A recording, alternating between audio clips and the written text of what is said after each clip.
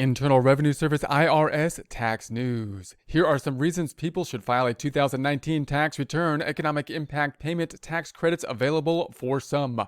COVID tax tip 2020-77, June 30th, 2020. While many people are required to file a tax return, it's a good idea for everyone to determine if they should file. Some people with low income are not required to file, but will need to do so to get a tax refund. So oftentimes, if you're below a certain amount, then you're not going to owe anything. And for example, if you're below, say, the standard deduction, then it's likely that you're not going to have a tax liability. However, even if you're below that point, and even if you're not required to file a tax return, it's quite possible that you would get a refund for some reason or another. So for example, if you worked somewhere, you got W-2 income, very likely that they withheld, they're required to generally, unless you tell them otherwise, to withhold from you, and you're not going to get whatever they withheld, because whatever they withheld is too much. If you're not going to owe any taxes, you're not going to get that back unless you were to file a tax return. So even though the IRS would not in that case possibly require you to file because your income is below a certain threshold,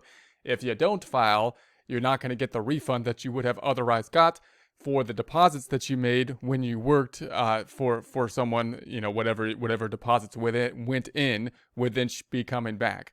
There's also some credits that are refundable credits, like child tax credits and earned income credits, that may be available to those people who are low-income individuals. So you may still have some benefits for refundable credits that could result in a refund as well. So it might be worth filing. It should be an easy process to file if your income is a low filing income, and you should be able to file and possibly find some free tools in order to do so. There also could be some impact on the economic impact payments. They're actually tied to the 2020 tax return, so you might want to file the 2020 just to make sure you're getting all your economic impact payments. And we'll see what happens with 2019. They may have based the payments on 2019 or 2018 or whatever information they had, even though they're tying it basically to 2020. And so we'll see what happens with what they do with the economic impact payments shortly. Back to the text. The interactive tax assistance. Do I need to file a tax return? There's a link to that here. There'll be a link to this in the description. Will help determine if an individual is required to file a federal tax return or should file to receive a refund. Here are 7 things to consider when determining whether to file a 2019 tax return, including possibly being eligible for an economic impact payment. Tax withheld or paid. Did the taxpayer employer withhold federal income tax from their pay in 2019? Did the taxpayer make estimated tax payments? Did they get a refund last year and have it applied to 2019? If a taxpayer answers yes to any of these questions, they may be owed a refund. To receive the refund, they must file a 2019 tax return. So in other words, if you're filing 2019, you might say, hey, look, my income is low. I don't think I need to file because I'm under the threshold. I wouldn't owe any taxes. I have no tax liability. Therefore, the IRS isn't requiring me to file. Why would I then file? Well, again, if you worked somewhere in 2019, they almost certainly withheld something, and you might as well get it back, because any withholdings that they withheld for federal income taxes is too much if you don't owe any, and therefore you would get a refund for that. Also, if you had a refund in the prior period, and you rolled that over to the following period, which you probably wouldn't do. You probably would have got a check for it or, received it. But if you did, then you'd have to file 2019 in order to get that. And if you made any estimated payments, which again, if you have a low income, you probably would not have done so. But if you did, then to get those back, then you'd need to actually file the tax return. Most likely, however, if your income is low, you may have some money back due to working a little bit, in 2019 and having some money withheld. Back to the text. Earned income tax credit. This is a tax credit for low to moderate income wage earners. It is a refundable tax credit, and the amount depends on the taxpayer's income and number of children. So this is a tax credit. It's refundable, meaning that you can actually get a credit beyond the tax liability, meaning you can actually have a zero tax liability and still basically get money back. So it's not like it's going to eat into the tax liability, but rather it's giving you money over and above any taxes owed. So it's not really a tax. It's more of a a program, a support program, right? So earned income tax credit, well, that's what it means to be a refundable credit or possibly refundable credit. It has a refundable portion to it. So back to the text, the credit doesn't just reduce the amount of tax owed, but could also result in a refund. So it's a refundable credit. That's what it means. However, once again, to claim the EITC, earned income tax credit, a taxpayer must file a return. Taxpayers can use the EITC assistance, there's a link to that here, to determine if they qualify for this credit.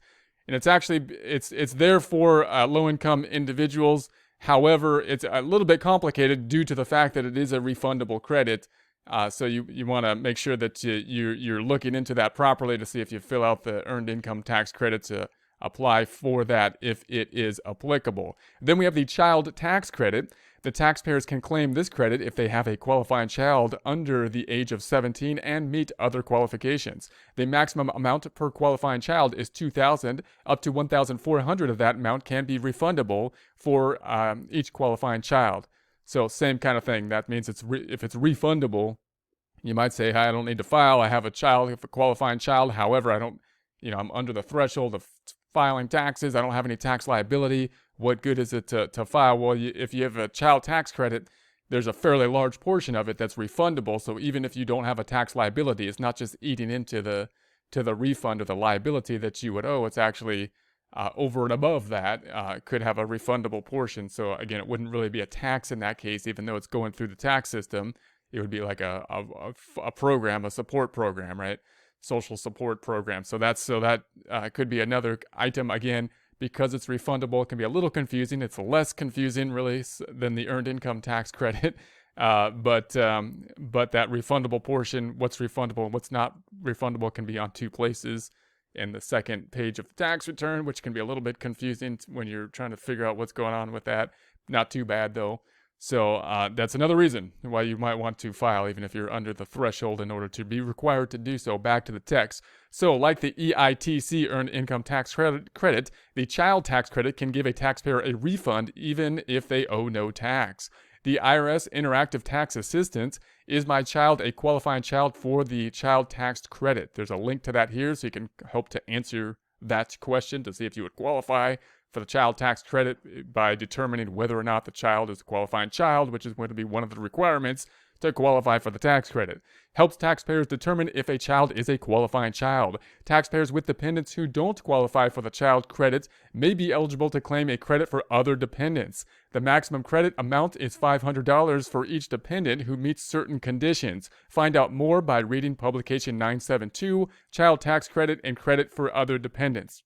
So they often lump these things together because the fairly recent changes, mean that you do still get a benefit for exemptions, even if they're not a child, even though that benefit is no longer an exemption as it was before. So the basic rule is, well, you want to see if someone is a dependent on your tax return, they could benefit you, one, by being a qualifying child, which means you might get a qualifying child tax credit. And then if they're not a qualifying child and they're a relative, you could have child tax or other dependents. So they could qualify for an other dependents credit. So rather than having an exemption, you have this kind of credits, and then you've got this hierarchy as to whether or not qualifying child would be more beneficial. If not qualifying child, then you go to the other dependents to determine which credits you might be able to get for that. So again, if you have a dependent, you might want to take a look at the filing and see if that would be something that would be beneficial to you. I don't believe that dependent, however, has a refundable portion to it, as the child tax credit does. So in other words, if you're not required to file and you don't have if you have no tax liability, then you may not, and you have a dependent, then you may not get that $500 because it's not a refundable tax credit, which would go beyond the liability, as is the case for the child tax credit, where you may get that $1,400, which is a refundable portion. Back to the text. American Opportunity and Lifetime Learning Credits. 2 credits can help taxpayers higher education costs for themselves, a spouse, or dependent. Even if the taxpayer doesn't owe any taxes, they may still qualify. They can complete Form 8863 Education Credits, American Opportunity, and Lifetime Learning Credits. There's a link to that here, and file it with the tax return. The Interactive Tax Assistance, I am eligible to claim an education credit, link to that here, can help taxpayers figure out if are eligible for an education credit. So that's another credit that you could qualify for.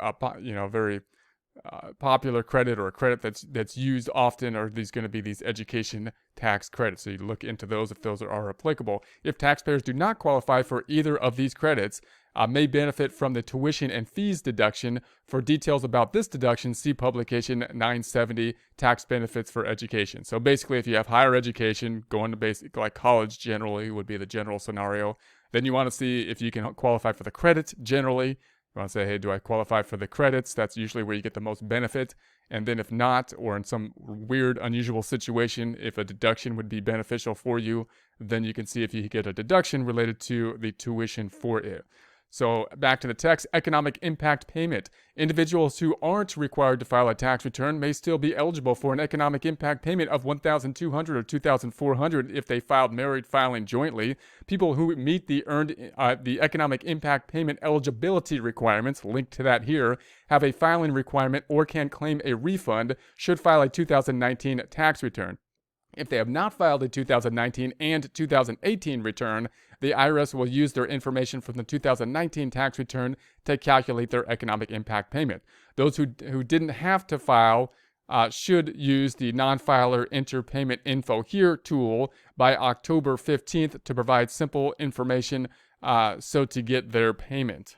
So remember, on this economic impact payment, they're basically making this economic impact payment tied to the 2020 return, which isn't going to be filed till 2021, but they made it kind of basic information. So it's basically, $1,200 if single, $2,400 if married. That's pretty basic. So the filing, so they can figure that out without the return most of the time by looking at the prior return, although the extra $500 for dependents or qualifying children has caused a bit of confusion, but in any case, pretty straightforward. However, if you didn't file 2019, they would have based it most likely on 2018 and sent it out. If you didn't file 2018 or 2019, both, then and you're required to do so, then you may want to file the 2019. They want the 2019 return then, they're saying October 15th to get that information. And of course, if there was any change that happened from the return that they based the payment on to the point to now, basically 2020, then they may adjust that when you file the 2020 return. In other words, if you had a child basically within that time period or something like that, then they might get that. You might get another $500 or whatever when you file the tax return for 2020, and they're talking about making any kind of adjustments even earlier than that, so that people who have some kind of change, maybe they'll put something together so they can update that before that filing requirement for 2020. Back to the text. The tax filing deadline has been postponed to Wednesday, July 15, 2020. The IRS is processing tax return, issuing refunds, and accepting payments. Taxpayers who mailed a tax return will experience a longer wait. There's no need to mail a second tax return or call the IRS.